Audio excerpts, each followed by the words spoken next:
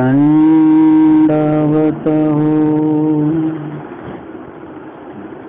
आचार्य या प्रकरणाचं 35 क्रमांकाचं वचन बघणार आहोत आपण। गडी सिडी असावे या संदर्भातली लीळा आपण घेतोय। 595 क्रमांक उत्तरार्ध भट्टा असंनिधान धर्मनिरूपणे।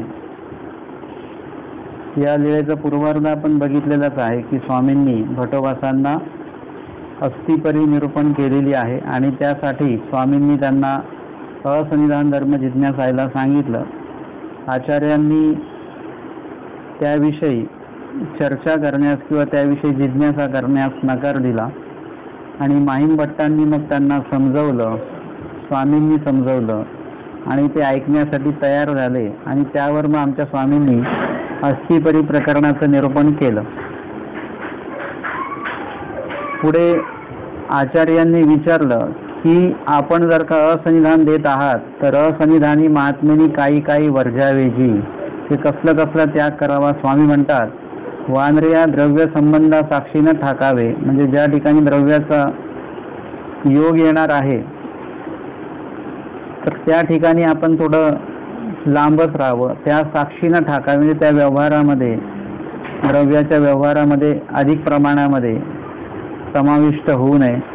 क्रय विक्रय म्हणजे व्यवहार जो आहे पैशाचा, काही विकणं किंवा विकत घेणं अशा पद्धतीच्या काही क्रिया करू नये।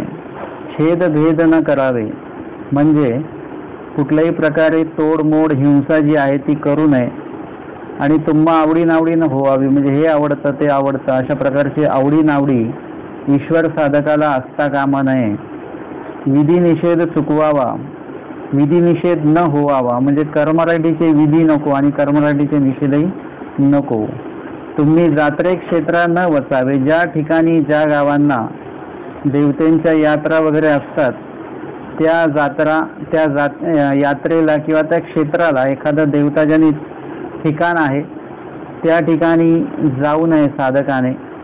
पुरी पाटणी न वसावे, म्हणजे शहर वगैरे जे आहेत अशा ठिकाणी जाऊ नये।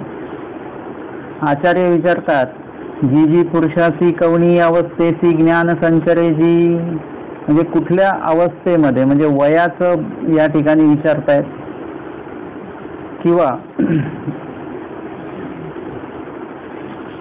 कवणीय अवस्थेची ज्ञान संचरे जी। स्वामी म्हणतात जरठावस्थे विकार जाय पर विकल्प न वचे, म्हणून जरठावस्थे ज्ञान न संचरे, म्हणजे वयाचा एक भाग बघितलेला आहे की जरठावस्थामध्ये विकार जातो तरी विकल्प न वचे, म्हणजे विकल्प हा जरठावस्थेमध्ये पण राहतोच, म्हणजे अधिक वय झालेला आहे परंतु विकार मात्र जातो।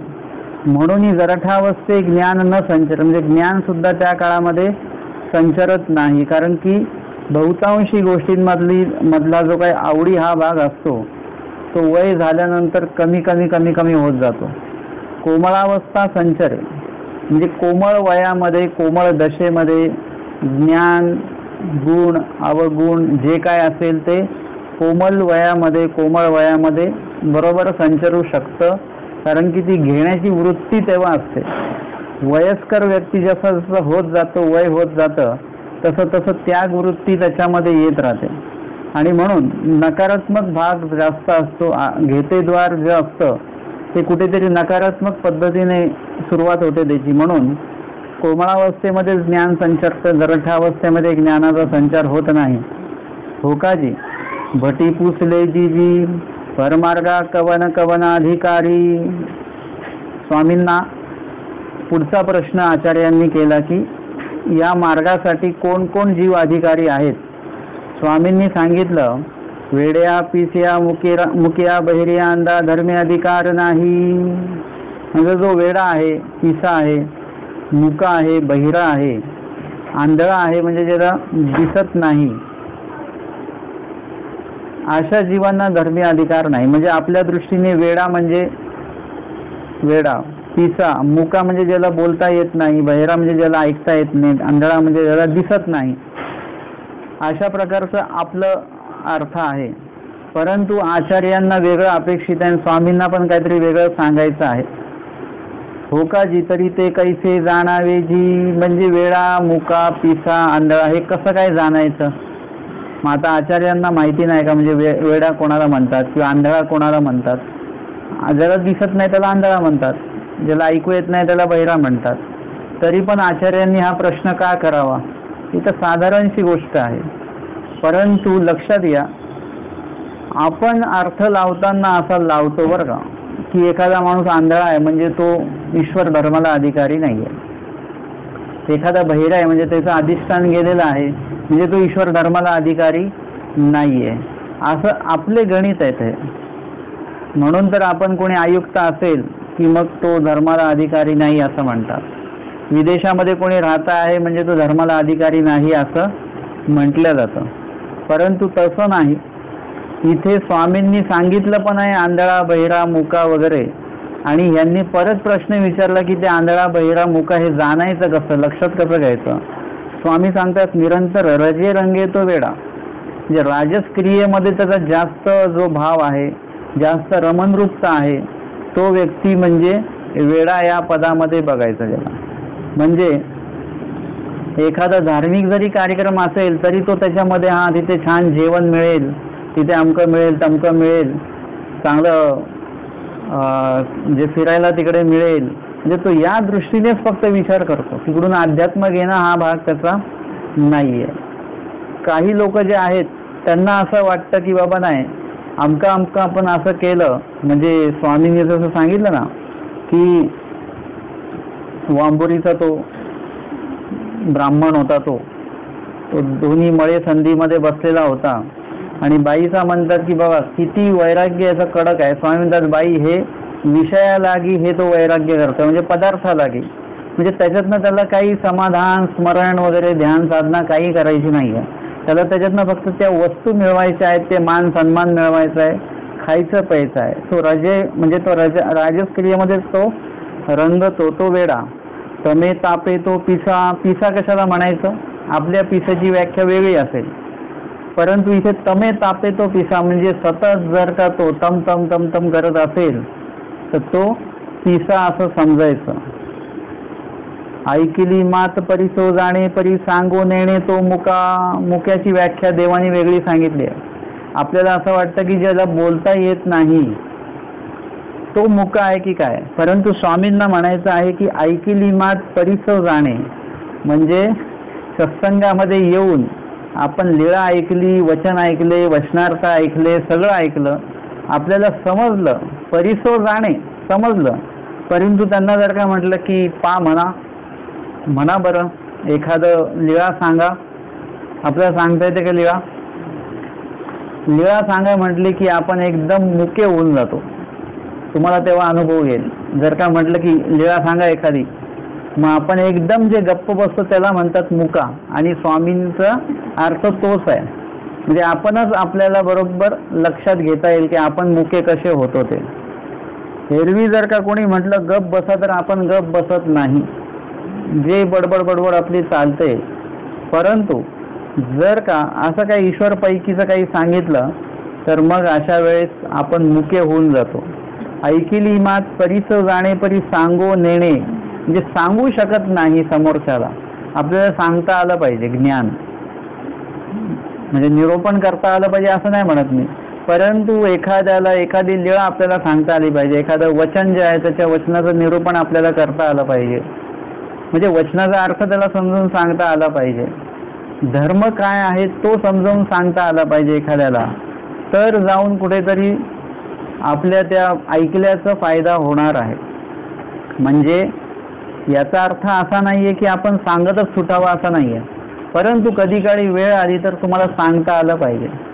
आता आपण पंथीय असतो, परंतु कोणी जर का म्हटलं तुमचे महानुभाव पंथ म्हणजे काय धर्म हा, म्हणजे आमचा लय मोठा धर्म आहे, म्हणजे काय असं आमचं देव सगळ्यात मोठा आहे वगैरे, असं आमचं ज्ञान म्हणजे असं संस्कृतमध्ये आमच्याकडे मोठं पुस्तक आहे वगैरे वगैरे, आपण सगळं असं बडे जावपणे सगळं काय सांगतो. पण त्यांना जर का म्हटलं ह्याच्याबद्दल माहिती द्या, ते तुम्ही आमच्या गुरूंकडे या सत्संगाला, मग तुम्हाला समजेल.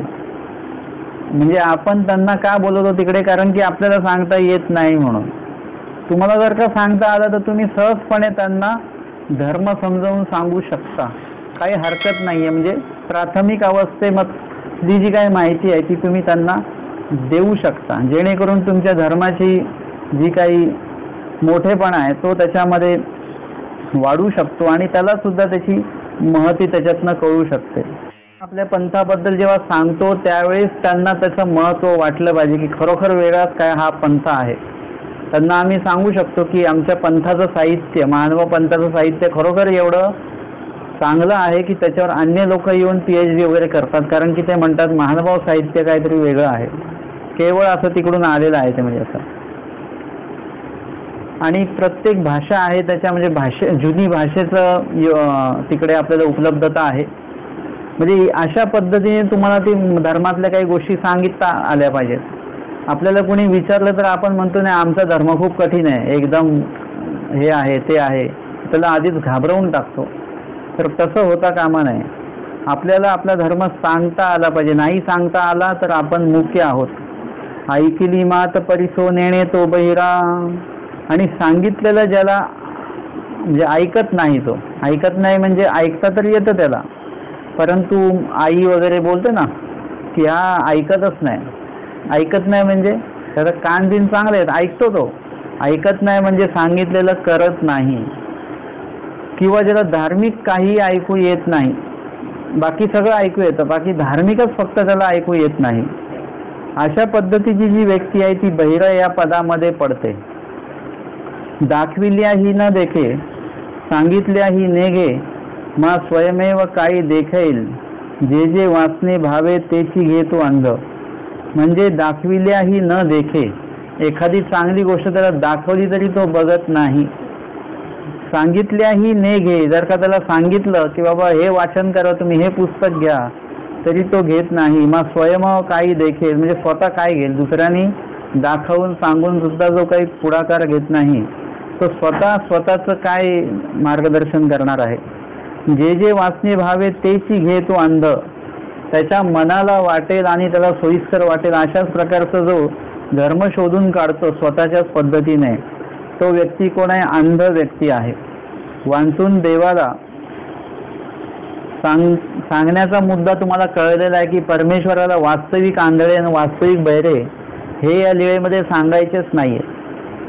आता वरून तुम्ही म्हणाल नाही नाही हा अर्थ असा दिला, तर स्वामी म्हणतात अर्थ तो प्रकरणवश, म्हणजे वचनाचा अर्थ तो त्या लीळेशी संबंधित आहे. लीळेमध्ये तर इथे स्पष्टपणे स्वामींनी त्याच्या व्याख्या सांगून ठेवलेल्या आहेत. आणि म्हणून जे वास्तविक बहिरे आंधळे मुखे असतील त्याच्याही पेक्षा हे जे आंधळे बहिरे मुखे आहेत हे खूप अवघड काम आहे.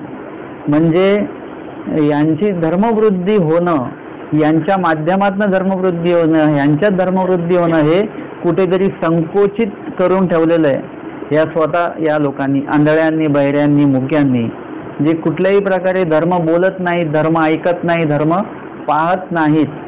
आता हे तुम्ही या गोष्टी तर आहे ना की धर्म पाहत नाहीत, धर्म बोलत नाहीत, धर्म करत नाहीत, म्हणजे मनसा वाचा कर्तव्य, कुठेच धर्म जर का नसेल तर तुमच्यामुळेही धर्मवृद्धी होणार नाही, तुमच्यामध्ये सुद्धा धर्मवृत्ती होणार नाही. म्हणून असं आंधळपण, बहिरपण, मुकपण नसावं. वाचून मी म्हणतो की जे वास्तविक आंधळेपण, बहिरेपण येतं, जसं कोणी म्हणतात की बाबा आम्हाला कानाने ऐकायलाच येत नाही, आता वय झालं, डोळ्यांनी दिसत नाही. उलट ते कसं आहे, चांगलं आहे. कुठल्या अर्थाने चांगलं आहे की तुम्हाला डोळ्यांनी जर का दिसतंय सगळं, जेवढं तुम्ही पाहाल तेवढा जास्त विचार तुम्ही करणार. जेवढं तुम्ही कमी पाहाल, म्हणजे स्मरण करताना डोळे का बंद करतात, आणि तुमचं ध्यानामध्ये मन लागावं याच्यासाठी. आणि म्हणून त्या ठिकाणी परमेश्वराने काय केलं की बाबा आयुष्य गेलं, हा माणूस नुसतं हे ते पाहायचं आणि त्याच्यावर विचार करायचा, त्याच्यापेक्षा यांची दृष्टी कमी करून टाकावी, म्हणजे म्हातारपणी तरी व्यक्ती स्वस्थ बसेल. किंवा मग ऐकण्याचं जे काम आहे ते कमी केलं जातं. का बरं कमी केलं जातं? कारण की जेवढं तुम्ही जास्त ऐकाल तेवढं त्याच्यावर जास्त विचार कराल. म्हणून त्या वयामध्ये तेही काम कमी करून दिलं की जेणेकरून तो व्यक्ती काय म्हणेल, मला काय जास्त दिसत नाही, काय ऐकायला येत नाही. म्हणजे तो उपस्थित जी काही बैठक आहे ना अन्यवार्तेची, त्याच्यामध्ये म्हातारी मंडळी सहभाग घेत नाही. ते म्हणतात आपल्याला काय ऐकायला येत नाही, काय बोलतात ते, म्हणजे त्यांचा तो सहभाग कमी झाला ऐकण्याचा. डोळ्याने दिसत नाही कोण आलं कोण गेलं, ते म्हणते पोराला म्हणतात कोण आलं बघा बरं, म्हणजे तो ताण त्याचा कमी होऊन गेलेला आहे. म्हणजे याच्यामुळे काय होईल की तुम्ही या दोन गोष्टींपासून लांब जर का झालात, म्हणजे वास्तविक बहिरेपण किंवा आंधळेपण आलं, आंधळेपण म्हणजे कमी दिसणं, तेवढंच आपला जगाशी संपर्क कमी होईल आणि स्मरणाशी संपर्क आपला वाढू शकतो. जेवढं तुम्ही पाहाल ऐकाल तेवढे अधिक विचार कराल, तो विचार करणं बंद होईल आणि कुठेतरी स्मरणरूपी चिंतनरूपी आचार करणं आपल्यामध्ये वाढेल. आणि म्हणून ते आंधळेपण आणि ते बहिरेपण चांगलं आहे उलट, की ज्याच्यामुळे काय होतं, आपण हे अन्यवार्ता करणाऱ्या किंवा अन्यथा करणाऱ्या किंवा अविधी करणाऱ्या जगापासून लांब होऊन जातो आणि त्यावेळी तुम्ही खऱ्या अर्थाने एकला विजय होऊन जाता, म्हणजे एकटे होता तुम्ही. मग त्या व्यक्तीशी जास्त कोणी बोलत नाही, काय नाही, म्हणजे एकांतवास. आणि त्या काळामध्ये अधिक प्रमाणामध्ये नामस्मरण होतं. तुम्ही ज्या ठिकाणी गेलात त्या ठिकाणी तुमचे सगळे लोक ओळखीचे असतील तर तुमचं स्मरण होणार नाही, तिथे बडबडच होणार. पण जर का तुमचं कोणीच ओळखीचं नाही, उपदेशित कार्यक्रमाला गेले तुमचं कोणी ओळखीचं नाही आहे, तर तुम्ही एका बाजूला गाठी काढून बसाल, कारण तुमच्याशी कोणी बोलणार नाही, तुम्ही कोणाशी बोलणार नाही, तुमचं स्मरण तिकडे जास्त होईल. म्हणून ओळख त्याच्या घरानं वचावे. स्वामींनी सांगितलेलं आहे की तिथे गेल्यानंतर, भिक्षेला गेल्यानंतर पण काय होईल, एक तर चांगलं अन्न मिळेल किंवा बोलणं होईल, की कुठून आलात, काय आलात वगैरे, म्हणजे कधी आलात वगैरे, हे त्या ठिकाणी बोलणं होईल. दीक्षाविधी जो आहे तो बाजूला पडेल आणि वेगवेगळ्या विषयावर चर्चा होईल. मग काहीतरी पेक्षा मग ओळखीच्या घरी जाऊ नका. अशा प्रकारे परमेश्वराला जे काही अपेक्षित आहेत, म्हणजे हे जे काही वास्तविक आपल्याला जे वाटतं तसं न असता ईश्वराला जे काही अपेक्षित अर्थ, तर स्वामींनी स्वतःच या ठिकाणी श्रीमुखाने सांगितलेला आहे. म्हणून या वचनाचे वेगळा काही अर्थ करायचा काही गरज नाही. तर या वचनामध्ये आपण पाहिलं की स्वामींनी आंधळा, बहिरा, मुका यांची व्याख्या सांगितली आणि आचार्य विचारता जी महात्म्यासी गावा माझी वसने पडिलेची तरी कवणीये ठाई न वसावेजी. मुक्कामाची वेळ आधीच गावामध्ये तर कुठे राहू नये.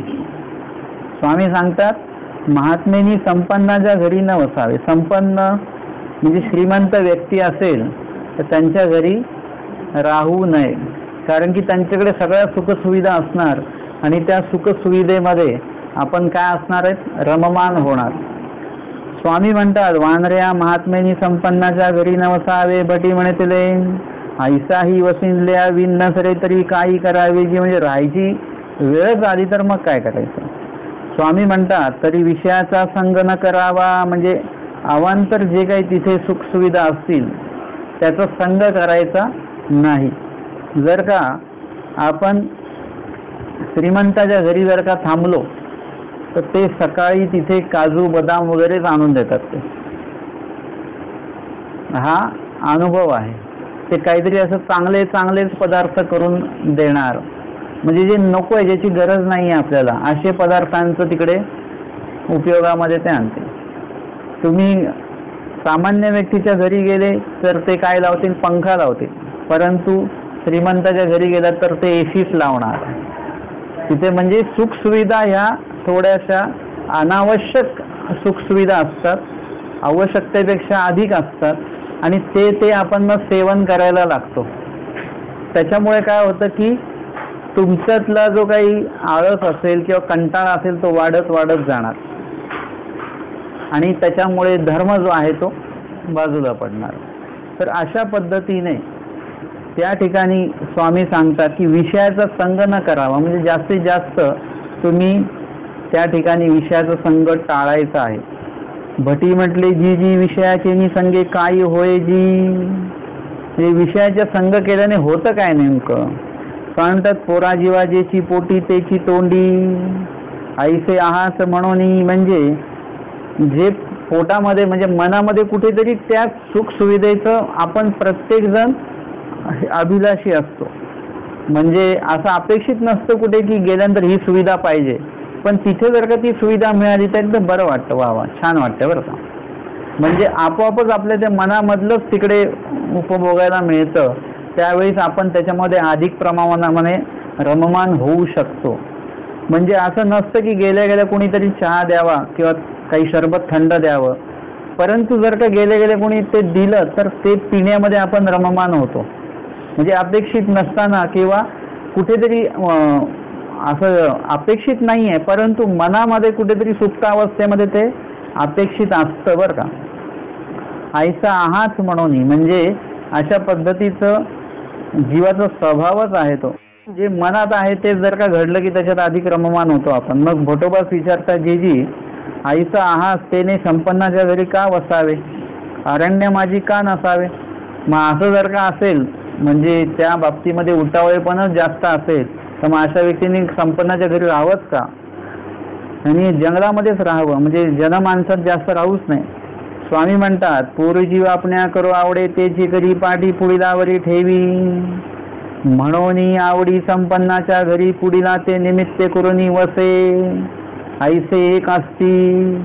म्हणजे पूर्वजीव आपण्या करो आवडे तेची करी, त्याला जे अपेक्षित असतं तेच तो करून घेत असतो, आणि पाठी पुढीलावर ठेवी म्हणजे त्याचा ठपका समोरच्यावर ठेवतो की आता मला खायचं तर नव्हतं पण त्यांनी आता एवढा आग्रह केला, त्यांच्या मग आग्रहाला आपण कसं काय नाही म्हणायचं, तर त्यांच्या गोमट्यामध्ये आपण आड कसं काय यायचं. अशा काही गोष्टी आपण बोलतो ज्याच्यामध्ये तुम्ही जर का एकदा ठाम ठेवलं की घ्यायचंच नाही आहे, खायचंच नाही आहे, आपण आपल्या मनाचं ठाम ठेवायचं, ठामपणा ठेवायचा. परंतु या ठिकाणी जीव जो आहे तो काय करतो की समोरच्याच जो भाग आहे तो सांगतो. जे स्वतःला जो करायचा तो भाग तो करणारच आहे, परंतु त्याच्यासाठी निमित्त आपण पुढच्याला जे ठरवतो ते अत्यंत चुकीचं आहे. चूक आपल्याकडनं जरी घडली तरी त्याचं चुकीचं हे आपण स्वतः श्रेय घेत नाही कधी, चुकीचं श्रेय नसतं कधी, पण चुकीची जी काही जबाबदारी असते ते स्वतः कधी घेत नाही. म्हणजे ते तांदळात जर का भात चिकट झाला ते म्हणतात तांदूळ जुने आहेत, किंवा ते जर का सडसडीत झाला ते म्हणतात तांदूळ नवीन आहेत. म्हणजे आपण स्वतःला काही दोष लावून घ्यायचा नाही, तांदळामध्ये दोष आहे त्याच्यामुळे तो अशा पद्धतीने ते चुकी झालेली आहे. पाठी पुढीलावर ठेवी म्हणजे त्याचा दोष दुसऱ्याला देत असतो, जरी समोरासमोर नाही बरं का, तरी आपण नंतर बोलत असतो की मला तर काही यायचं नव्हतं पण मग हे म्हणाले चला चला, हे त्याच्या समोर नाही बोलत बरं का आपण, हे आपण माघारी बोलत असतो त्या व्यक्तीच्या माघारी की ते म्हणाले चला यांच्याकडे जाऊया म्हणून मग मी आलो. म्हणजे हे काय आहे, पाठी पुढीलावर ठेवी, अशा पद्धतीने आपण हे करत असतो. आता आमच्या बाबतीमध्ये असं असतं, साधूंच्या बाबतीमध्ये, की कुठे जिथे जाल तिथे लोक काही ना काही देतच असतात. हे चहा घ्या, दूध द्या, कॉफी घ्या, म्हणजे काही ना काही घ्याच असं चालू असतं लोकांचं. तुम्ही जर का म्हटले नाही चहा घेत नाही तर दूध घ्या, दूध नाही घेत कॉफी घ्या, कॉफी घ्या नाही तर शरबत घ्या, नाही शरबत वगैरे काय तर फळ तरी खा, म्हणजे काहीतरी म्हणजे तुम्हाला खायचंच आहे अशा हिशोबाने. आता आम्ही काय करत असतो की आम्ही या गोष्टी टाळल्या पाहिजेत मुळामध्ये. म्हणजे कुठेही जाऊन नुसतं खात बसण्यापेक्षा, आणि विचार काय असतो की नाही मग ह्यांच्या गोमट्यात कसा अडथळा, यांच्या गोमट्यात कसा अडथळा, याच्याने गोमटं लागणार नाही, याच्याने उद्या तुम्हाला त्रास झाला तर त्यांनाही त्याचा दोष लागेल. आणि जर का अनावश्यक तुम्ही खाताय, म्हणजे देवानी सांगितलं प्राणास यार द्या, भूक लागल्याशिवाय खाऊ नये असं देवानी सांगितलेलं आहे, आणि जर का आपण उगाचच खात असू आणि खाणारं जे काही देणारे लोक आहेत ना त्यांनी सुद्धा याचं थोडंसं काय बोलतात त्याला पथ्य पाळलं पाहिजे की कोणाला किती द्यावं की न द्यावं, किती आग्रह करावा वगैरे, याचं एक लिमिट असलं पाहिजे. आणि म्हणून खाऊ घालत असताना सुद्धा गोमटं लागेल की ओकटं लागेल याचा विचार करून ते खाऊ घालायचं असतं.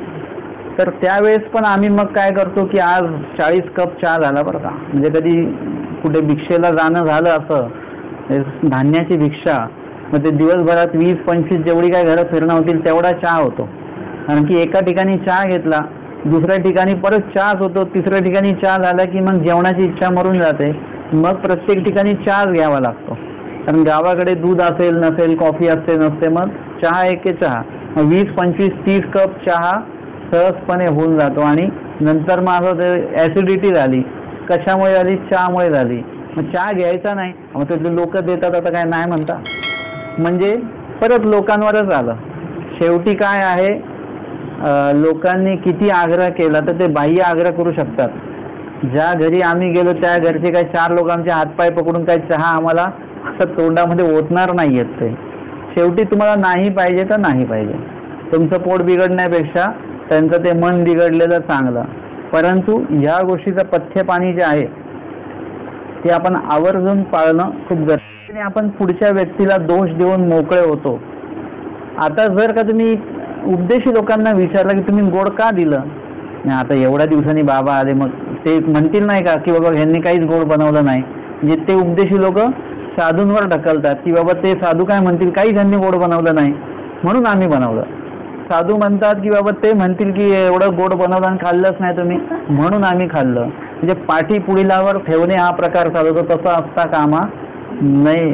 ज्या ठिकाणी जो काही तुमचा परिच्छेद आहे तो तुम्ही पाळला पाहिजे आणि जसा ज्यांचा परिच्छेद आहे त्यानुसार तुम्ही पुढच्याला काय केलं पाहिजे, पुढच्याला तशा प्रकारे त्यांचा परिच्छेद पाळता येईल त्यांना, अशा प्रकारचं तुमचं सुद्धा विधी तुमचा असावा. अशा पद्धतीने स्वामींनी सांगितलं. म्हणून आवडी संपन्नाच्या घरी पुढीला ते निमित्त करून वसे. मग काही लोक मग आपल्या आवडीस्तव समोरच्याला म्हणजे काय करतात, पुढे करतात की बाबा तुम्ही म्हणा मग तिकडेच जाऊ आपण वगैरे असं. म्हणजे अशा पद्धतीने आपण त्यांना पुढे करून सोयीचा उपयोग आपण घेत असतो. म्हणून तसंही असता कामा नये.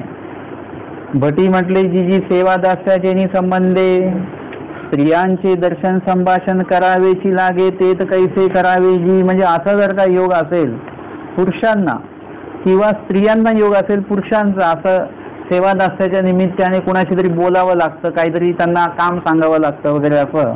मग तिथे कसा करावा ना, ते आळंच न करावा. आळंच जे समोरच्याला संशय येईल अशा प्रकारचं बोलणं वगैरे नसावं. जे काही बोलायचे 4 चौघामध्ये आणि मोठ्याने बोलायचं. तुम्ही कुजबूज जर का केली म्हणजे पुरुषांनी जरी कुजबूज केली तिकडे थोडी, तरी बघणाऱ्याला असं वाटतंय माझ्याविषयीच काहीतरी बोलतायत. म्हणजे अशा पद्धतीचं वर्तन समोरच्याला दोषजनक वाटेल असं करू नये. आळून चुकापा निषेधिला. का निषेधला? स्वामी पुरुषाची अविद्या रूपे अविद्या संचरे आणि कलियुगी प्रतिवता हा धर्म न वर्ते अवकाश नाही प्रार्थिता नरू नाही म्हणून चुके. म्हणजे सर्व दोष सांगितलेले आहेत. अविद्येमुळेच अविद्येचा संचार होतो आणि म्हणून हे सगळे दोष जे आहेत ते आपल्याला टाळता आले पाहिजेत. भटोबास विचारतात, पुरुष ऐसाही विषय सेवे लागी प्रपंची जडे त्याने काय होय. म्हणजे विषय सेवण्यासाठी तो प्रपंचामध्ये अडकून राहतो, त्याच्यामुळे त्याला काय होतं. स्वामी सांगतात, जे तुला प्रपंची जडे ते तुला ईश्वरी उजडे. जेवढं तुम्ही प्रपंचामध्ये जडणार, प्रपंचामध्ये जेवढं तुमचं लागले पण असणार आहे तेवढं ईश्वराच्या ठिकाणी असलेलं लागले पण ते कमी कमी होईल, किंवा ईश्वराच्या ठिकाणी लागले पण तुमचं होणारच नाही, प्रपंचाच्या ठिकाणीच लागले पण होईल. ईश्वरी जडे ते तुला प्रपंची उजडे. आणि ईश्वराच्या ठिकाणी जर का तुम्ही जडलात म्हणजे लागले पण तुमचं वाढत गेलं तर मग प्रपंची उजडे म्हणजे प्रपंचापासून तुम्ही लांब होता. आता बघा, तुम्ही घरी राहता तेव्हा तुमची घरचीच कामं एवढी असतात, तेवढं तुमचं देवधर्म तुमचा रोजचा होत नाही. तेच जर का तुम्ही आश्रमात गेलात 8 दिवस तर तुमचं आश्रमाचं सेवा दास्य स्मरण श्रवण एवढं होतं की तुमचं घरचं काम जे आहे, कर्मराटीचं काम जे आहे, ज्याच्याने तुम्ही कर्म जोडता, ती कामं तुमची होत नाहीत. तुम्ही जिकडे तुमचं कल वाढवला, जीव जैसा संगी ठेवी जय तैसा टाके. कर्मराटीत तुम्ही संघ वाढवला तर कर्मराटी व्हाल तुम्ही, दैवराटी कमी होईल. दैवराटीत वाढवलं तर दैवराटी तुमच्यामध्ये जास्त प्रमाणामध्ये उतरेल आणि कर्मराटी कमी. हो का जी भटी म्हटली जी पुरुष प्रपंची काही शेही जडे. म्हणजे पुरुष प्रपंचामध्ये जडतोच का, कशामुळे जडतो. रससेवा घडे म्हणून. म्हणजे रससेवा घडते म्हणून तो पुरुष जो आहे किंवा जो कोणी जीव आहे तो प्रपंचामध्ये जडतो. ते म्हणतात रसासी काही लक्षण जी. रस म्हणजे काय? स्वामी म्हणतात सर्वत्र विषयी गोडी तो रस. म्हणजे आपल्या प्रत्येक ठिकाणी प्रत्येक गोष्टीमध्ये जे लागलेपण आहे त्या सगळ्या त्या लागलेपणामुळे जीव जो आहे तो प्रपंचामध्ये रमत राहतो. म्हणजे एखादी गोष्ट आहे त्या एखादी गोष्टीचा आपण उपभोग घेत असतो. म्हणजे साधारण पाय पुसणं जर का आणलेलं आहे नवीन, तर ते सुद्धा नवीन पाय पुसणं, म्हणजे जुन्या पाय पुसणं लोक पाय पुसतात नाही पुसतात, पण नवीन जर का असेल त्याला आवर्जून पाय पुसतो. आपण आणलेलं आहे ते त्याचं हे. चप्पल असेल तर चप्पल नवीन जर का आणलेली असेल तर ते असतं की त्याच्यामध्ये म्हणजे ती चप्पल घालून थोडं फिरून यावं, लोक बघतील, आपल्या तोंडाकडे नाही तर चपलेकडे तरी बघतील. म्हणजे त्याच्यामध्ये आपण रममान असतो की नवीन काहीतरी आपण आणलेलं आहे. मग कोणी नवीन गाडी घेतली की त्याच्यामध्ये, आता त्याच्यामध्ये अजून एक असतं की बाबा आता नुकतीच गाडी घेतलेली आहे तर आता तुम्ही सध्या अनुसरण घेऊ नका. म्हणजे आता नुकतीच गाडी घेतलेली आहे, मग थोडा दिवस काय करा, गाडीचं उपभोग घ्या वगैरे असं. म्हणजे असं काही ना काही, आता नुकतंच घर घेतलेलं आहे मग तुम्ही थोडं थांबा आता. अशा पद्धतीने काही ना काही गोष्टींमध्ये आपण रममान असतो, तिथे रस घेतो, तिथे आवडी निर्माण होते आणि तेवढ्यामुळे काय होतं की सर्वत्र विषयी गोडी रस, सर्वत्र विषयांच्या ठिकाणी आपण आपोआप रस घ्यायला लागतो आणि मग त्या ठिकाणी प्रपंचामध्ये तो जडत राहतो. आचार्य म्हणतात विषय सेवा पुरुष गडदरा पडे आणि निगवे ना ते काजी. विषय सेवनेमध्ये पुरुष त्या खड्ड्यामध्ये पडतो आणि तिथून निघत नाही तो. असं का? स्वामी म्हणतात पुरुष जेतुली विषय सेवा करी ते तुला धर्मीने बळू जाय. तर त्यातला धर्म जो आहे तो कसा होतो, सबळ जो धर्म असतो ना तो निर्बळ होतो.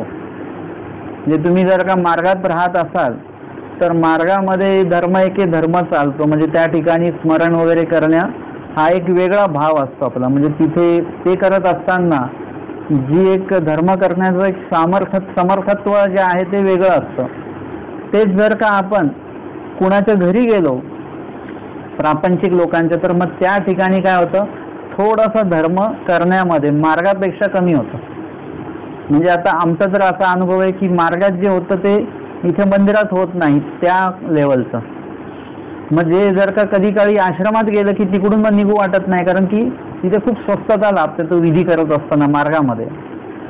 आता तुम्हाला असं आहे की तुम्हाला प्रपंच तिथे स्वस्तता लाभत नाही, मग तुम्ही कधीतरी मंदिरामध्ये येता, मग तुम्हाला वाटतं मंदिरात खूप छान वाटतं. आम्ही मंदिरातच राहतो तर आम्हाला असं वाटतं मंदिरापेक्षा मार्गात चांगलं वाटतं. जे मार्गात राहतात त्यांना असं मार्गापेक्षा पण आटनादी नित्यविधीमध्ये चांगलं वाटतं त्यांना. जे नित्यविधीमध्ये त्यांना असं वाटतं सन्निधानी चांगलं आहे. म्हणजे असा तो जो काही तुमचा विधी करता विधीच पुरे हा टप्पे तुमचे असे पुढे जातात. आणि म्हणून जेव्हा आपण विषय सेवनेमध्ये असतो, आपण स्वतः विषय सेवना करत नाही परंतु आपल्या आसपास तसे लोक असतील तरी आपला धर्म निर्मळ होतो. कसा? आता समजा मी गाठी घेऊन बसलेलो आहे, स्मरण करतो आहे आणि काही लोक बोलतायत, तर माझं लक्ष स्मरणाकडे नसतं. माझं म्हणतं बघा या लोकांना सांगितलं तरी हे बडबड करतातच आहेत, बोलतातच आहे, हे बोलतायत ते बोलतायत. म्हणजे माझं लक्ष स्मरणाकडे आहे का माझ्या? नाही. विषय सेवा करणाऱ्यांच्या सोबत तुम्ही राहिलेत तरी सुद्धा आपला धर्म कमी होतो आणि आपण स्वतःच जर का त्याच्यामध्ये रममान असू अन्यवार्तेमध्ये, मग तर काय बघायला नको. आचार्य विचारतात नित्यविधी निमित्तविधी सन्निधानी असन्निधानी जड चेतन पदार्थ असे तयाचेनी संबंधी विकार उपजे तरी कैसे करावे पा. म्हणजे नित्यविधीमध्ये किंवा निमित्तविधीमध्ये किंवा सन्निधानी किंवा मग असन्निधानी केवळ जड आणि चेतन पदार्थांचा योग असतोच. तयाचेनी संबंधी विकार उपजे जर का आपल्या मनाची मनस्थिती जर का बिघडली तर मग कसं करावं ना. स्वामी म्हणतात विषयाच्या एका सही न बैसावे. म्हणजे जो दोषी व्यक्ती आहे तर दोषी व्यक्तीच्या सोबत बसू नये. आता आपल्याकडे मुळापासून घेतलेलं आहे की साधूंची पटकरं वेगळी, त्यांचे ते चादर वेगळी असणार वगैरे.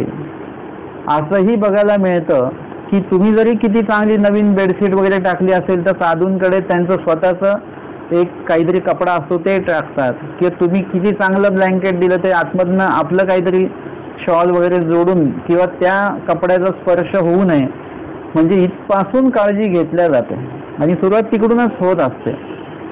आणि म्हणून विषयाच्या एका सही न बैसावे. म्हणजे त्यांच्या एका आसन जो असतो, एकच बेडशीट टाकलेले आहे तर त्याच्यावर बसू नये, कारण की त्याचा दोष जो आहे तो आपल्याला पण इकडे बरोबर भेटणार आहे, ट्रान्सफर होतो तो इकडे. एवढंच काय की विषयाच्या एका स्त्रीनं बैसावं याचा वेगळा अर्थ आपण बघूया की त्यांच्या बैठकीला बसू नये. विषय पुरुष जरी आपल्या समोर बसलाय, आपण इकडे लांब बसलेलो आहे, 10 फुटाचं अंतर आहे, परंतु त्यांचं जर का जे काही त्यांचं बोलणं चाललंय, ज्या विषयावर त्यांचं बोलणं चाललंय की कुणाचं सरकार येईल या विषयावर त्यांचं जे बोलणं चालू आहे त्यामध्ये तुम्ही जर का सहभाग घेतला तर ते विषयाच्या एका सणच आहे. ते जे त्यांच्या बैठकीमध्ये आणि त्यांच्या त्या बोलण्यामध्ये आपण सहभागी झालो तर अशा पद्धतीने त्यांच्या त्या कुठल्याही बोलण्यामध्ये आपण सहभागी होऊ नये. तुम्ही म्हणाल की ते वेगळ्या खुर्चीत बसलेत, मी वेगळ्या खुर्चीत बसलो, म्हणजे एकासन घडत नाही. पण एकासन असंही आहे की त्यांच्या बोलण्याला आपण होला हो नाहीला नाही करणं हे सुद्धा आपण करू नये. स्वामींनी सांगितलं ना, तुम्हा बोडी गंगा समान, म्हणजे ती गंगा भगीरथाने आणलेली असो किंवा ती गौतम ऋषीने आणली असो, तुम्हाला कसलं काही घेणं नाही, तुम्ही गप्प बसा तिथे, तुम्हाला त्यांच्या चर्चेत सहभाग घ्यायचा नाही. तसंच या ठिकाणी आहे की कोणाची काय चर्चा चालू आहे तर ती बघा, ती चर्चा कुठल्या विषयावर आहे, ती उपयुक्त आहे का, कुठे धर्मशास्त्रावर चर्चा चालू आहे की कशावर चालू आहे ते आधी बघितलं पाहिजे. जसं आजच्या याच्यामध्ये मी थोडंसं लिहिलं की ते आता ते येत आहेत की अयोध्ये प्रकरणी काय मेसेज येतील तर त्याच्यावर आपली प्रतिक्रिया काही व्यक्त करू नये, नाहीतर पोलिसांची कारवाई होण्याची शक्यता आहे. मी आत्ता लिहून पाठवलं आहे की बघा, म्हणजे त्याच्याबद्दल कुठलाही व्यक्त झालेला आनंद किंवा राग आपण व्यक्त करायचा नाही शब्दातनं. पोलिसांची कारवाई होईल म्हणून किती घाबरतो आपण, परंतु आपण कितीतरी अशा गोष्टी करत असतो ज्याच्यामुळे परमेश्वराची कारवाई आपल्यावर होऊ शकते. त्याची भीती नाही आहे आपल्याला. आपल्याला कोणाची भीती आहे? पोलिसांच्या कारवाईची भीती आहे, पण परमेश्वराच्या कारवाईची भीती आपल्याला नाही आहे.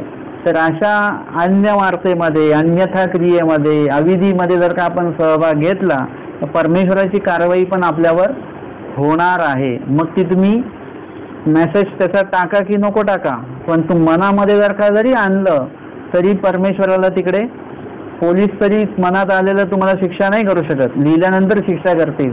पण परमेश्वराचं तसं नाही आहे. तिथे तुम्ही मनात जरी दोष आणला तरी तिकडे तुम्हाला शिक्षा तुमच्या नावे नोंदवल्या गेली.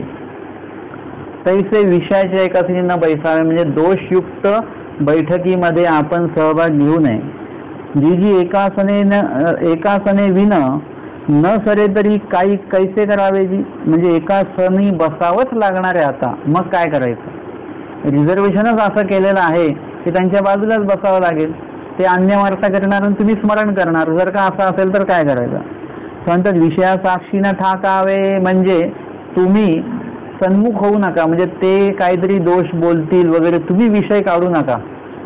म्हणजे कधी कधी असं असतं की आपण बसलो, समजा आता ओळख नसते किंवा विषय काही निघत नाही, काही समोरचा बोलका नाही आणि काहीतरी बोलायचं आहे, मग आपण उगाचच बोलतो की यावेळेस काय पाऊस थांबतच नाहीये किंवा तुमच्याकडे पाऊस झाला की नाही. हे वाक्य म्हणजे काहीच बोलायला नसतं ना, तेव्हा हे वाक्य बोलतात लोक. म्हणजे हे बोलून झालेलं आहे, सगळं आहे. चक्रीवादळाचं काय झालं सगळं माहिती आहे आपल्याला, तरी पण आपण का बोलतो? कारण की आपल्याला बोलायलाच मुद्दे नाही आहेत आणि समोरच्याला आपण काय करतो, बोलायला चालू करून देतो. असं होतं. तर तसंही होता कामा नये. म्हणजे आपण त्याला सन्मुख होऊ नये किंवा त्याला असं नाही वाटलं पाहिजे की हे ऐकण्यामध्ये आवड आहे यांना आणि मग तो बोलत राहील. तर आपण एका सनी जरी बसलो असलो तरी पण त्यांच्या विषयात आपण सहभाग घ्यायचा नाही. म्हणून सांगितलं विषया साक्षीने ठाकावे. भटोबास म्हणतात जीजी गोसाव्यांचा मार्ग पुढा होईल तेणे कैस्या परी असावे जी. म्हणजे स्वामींचा मार्गामधले जे काही पुढचे साधक असणार वगैरे त्यांनी कशा पद्धतीने असावं. स्वामी म्हणतात तुष्टला जण तरी विको संपादिल रुसला तरी प्राणा घताईल. ते पुढच्या काळात असं होणार आहे की म्हणजे देणारे लोक असणार आहेत. तर देणारेच लोक जे तुम्हाला देतील, विखो संपतील आणि संतुष्ट, आधी ते संतुष्ट होतील. तुमचं निरूपण आवडेल त्यांना, तुमचं बोलणं आवडेल, तुमचं स्मरण आवडेल, तुमचं आचरण आवडेल आणि ते लोक संतुष्ट होतील आणि मग तेच लोक तुम्हाला काय करतील, भरभरून देतील, दक्षिणा देतील, दीक्षा देतील, सगळं देतील. आणि काही दिवसांनी काय होईल की जवळीकता एकदा वाढली की मग गुणदोष दिसायला लागतात. मी ते नेहमी सांगतो ना की आपला चेहरा आपल्याला नेहमी चांगलाच दिसतो, कारण की तुम्ही त्याच्यात किती वेळ बघता, 2-5 मिनिटं बघता. तुम्ही सलग अर्धा तास बघा तुमचा चेहरा आरशामध्ये. मग तुम्ही म्हणाल थोडं नाक जास्तच मोठं झालं माझं, की थोडं छोटं पाहिजे होतं किंवा सरळ पाहिजे होतं, डोळे थोडे असे पाहिजे होते, कान थोडे तसे पाहिजे होते, रंग थोडा असा पाहिजे होता. म्हणजे हे आपलेच दोष आपल्या चेहऱ्यातले आपल्याला दिसतात, रोज नाही दिसत, पण अर्धा तास एकदम कंटिन्यू चेहरा बघा, तुम्हाला स्वतःचे दोष दिसायला लागतील. तसं एखाद्याशी काही वेळ मुंगी भेट जर का असेल, काही वेळासाठी सत्संगापुरतं यायचं, परत निघून जायचं. जसं मी सत्संगाला येतो, सत्संगावरून परत मंदिरात निघून जातो, वेळेवर यायचं, वेळ झाली की निघून जायचं. म्हणजे जास्त संपर्क कोणाशी येत नाही. तुमचं ज्यांच्याशी जास्त संपर्क येईल त्यांचे दोष तुम्हाला आपोआप दिसायला लागतात, आपोआपच. तसं जर का तुम्ही स्वतःच्या संपर्कात जर का आलात, जसं एकांत असेल तेव्हा एकांतात शांतपणे बसून तुम्ही जेव्हा स्वतःबद्दल विचार कराल तेव्हा तुम्हाला स्वतःचे दोष दिसायला लागतील की त्या दिवशी आपण एकदमच असं बोलायला नव्हतं पाहिजे, आपण नसतो भांडलो किंवा आपण नसतो मोठ्याने बोललो ना तरी चाललं असतं, किंवा आपण ती चूक नव्हती केली पाहिजे. हे सगळे आपले दोष आपल्याला दिसायला लागतात. तर समोरच्यांचे पण दोष आपल्याला दिसायला लागतात. म्हणून जो संपादणारा आणि संतुष्ट झालेला जो जनलोक आहे तोच वितुष्ट होईल आणि मग प्राणा घटेल. म्हणजे तुमच्या प्राणाचा घात करायला सुद्धा ते लोक कमी करणार नाहीत. खाली कोण पाडतात माहिती आहे? जे लोक वर उचलतात ना त्याच लोकांच्या हातात असतं खाली पाडणं. म्हणून स्वामी सांगतात उभयता जनसंबंधू त्याज्य, म्हणजे संतुष्ट आणि वितुष्ट दोनही लोकांच्या संपर्काच्या बाहेर राहायचं. म्हणजे दोनही जे काही लोक आहेत यांच्यापासनं सुरक्षित अंतर ठेवणं हेच तुमच्यासाठी चांगलं असणार आहे. संतुष्ट झाले म्हणून तुम्ही अधिक प्रमाणात त्यांच्याशी हे कराल तर ते जास्त विषयाधिक पदार्थांचा योग घडवून देतील.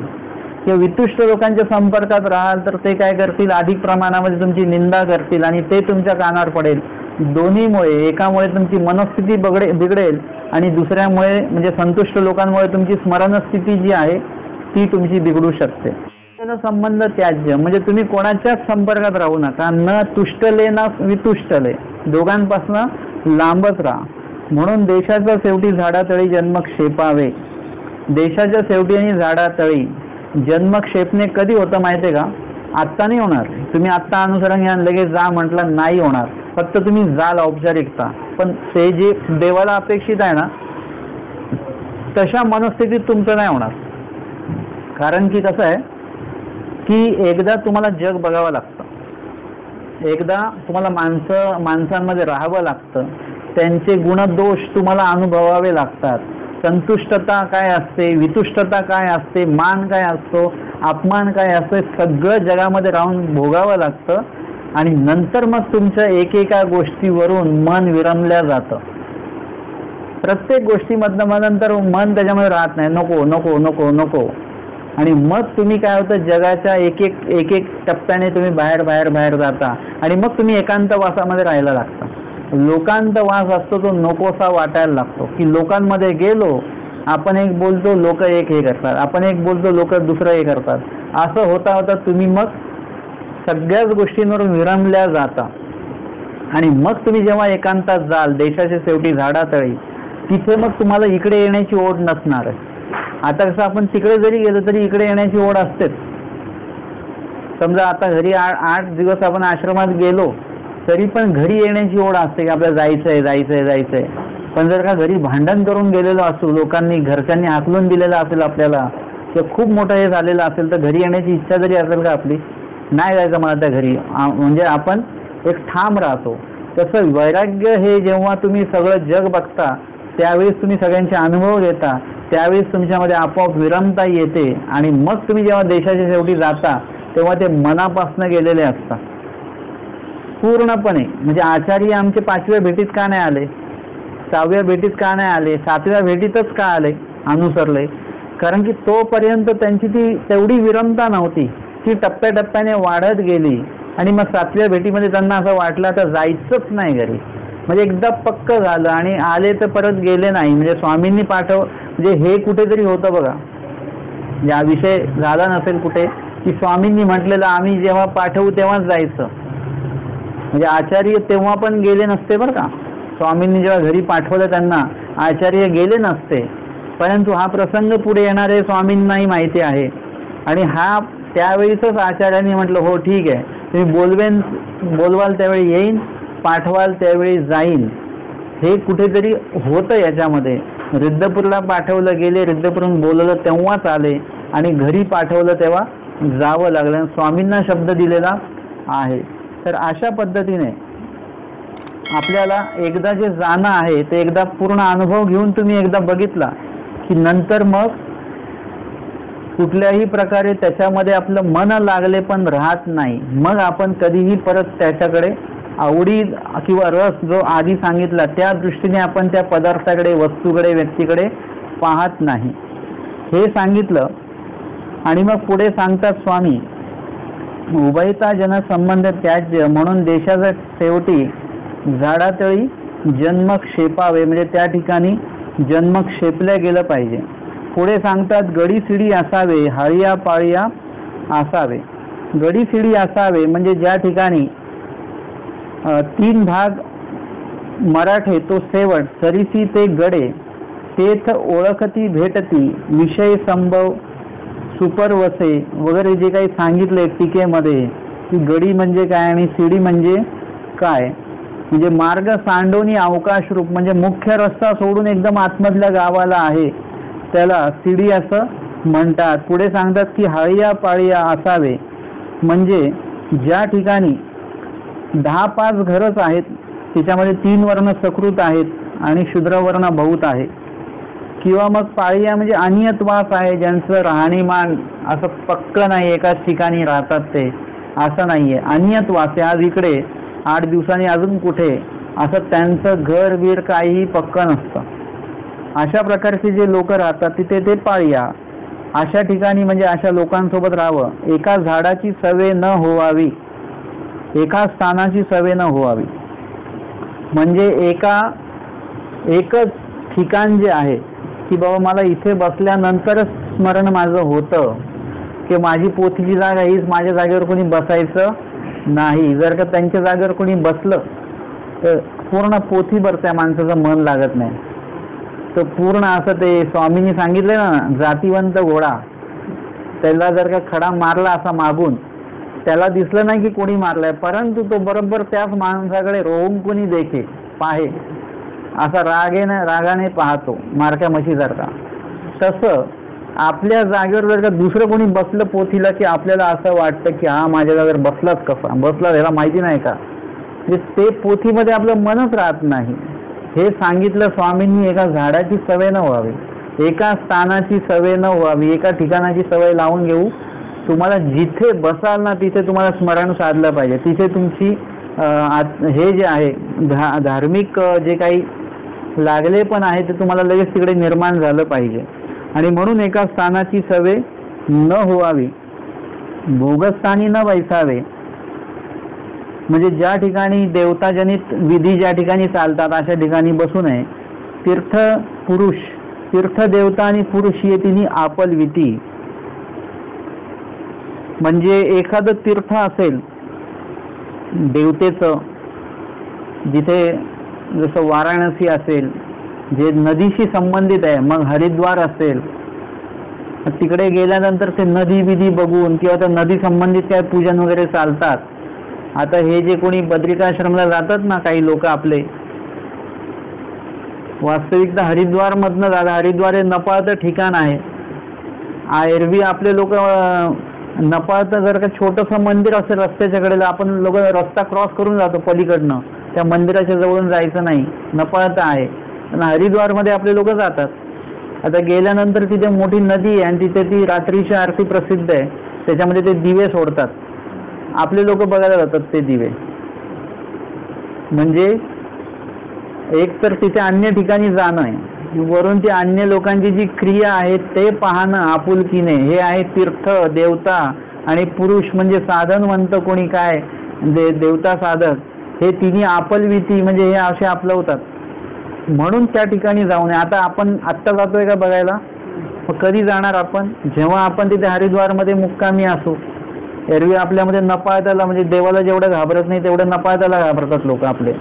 परंतु तरीही हरिद्वारमध्ये जाणे आणि तिथे थांबणे आणि त्यांची ती आरती बघायला जाणे म्हणजे मला खरंच ते नवल वाटतं. आरती बघायला त्यांची जाऊ नये आपण, परंतु इथे स्वामींनी सांगितलं ते काही खोटं नाही आहे. अशा ठिकाणी तुम्ही जाऊच नाही, यात्रा क्षेत्र जाऊच नाही.